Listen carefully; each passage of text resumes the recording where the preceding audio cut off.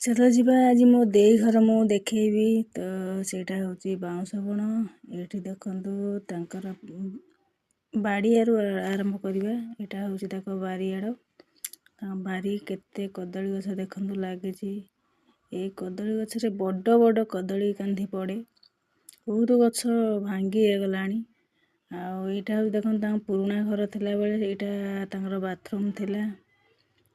ତ ବାଥରୁମ୍ ଏବେ ତାଙ୍କ ନୂଆ ଘର ହେଇଛି। ଏଇଟା ହେଉଛି ତାଙ୍କର ଏଇ ଦେଖନ୍ତୁ ତା ଶ୍ୱଶୁର ଆସୁଛନ୍ତି। ଆଉ ଏଇଠି ମୋ ଦେଇ କେତେ ଫସଲ ସବୁ ଲଗେଇଛି ଗଛ, ଆଳୁ, ସେ ଶାଗ, ମୂଳା, ବିଭିନ୍ନ ପ୍ରକାର ଗଛ ସବୁ ଲଗେଇଛି। ଏଇଟା ହେଉଛି ତାଙ୍କର ଗୋଟେ ନଡ଼ିଆ ଗଛ। ତାଙ୍କ ନଡ଼ିଆ ଗଛ ପାଖରେ ଆସିଲା ପଣସ ଗଛ।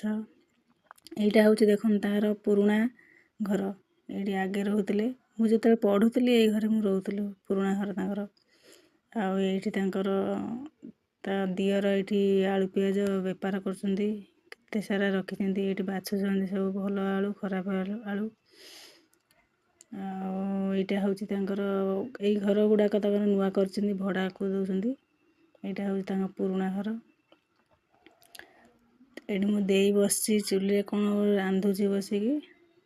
ଆଉ ଏଇ ଘର ଗୁଡ଼ା ସବୁ ଦେଖନ୍ତୁ। ଏଇଠି ତାଙ୍କର ଆଳୁ ପିଆଜ ଯେଉଁଗୁଡ଼ା ଘରେ ଖାଇବେ ସେଇ ଖରାପ ଆଳୁ ଗୁଡ଼ାକ ଏଇଠି ସବୁ ରଖାହେଉଛି। ପିଆଜ, ଅଦା, ରସୁଣ ଆଉ ଆଳୁ ଏଇଟା ସବୁ ତାଙ୍କ ଘରେ ଖାଇବା ପାଇଁ ବଛା ହେଇକି ରଖାଯାଉଛି।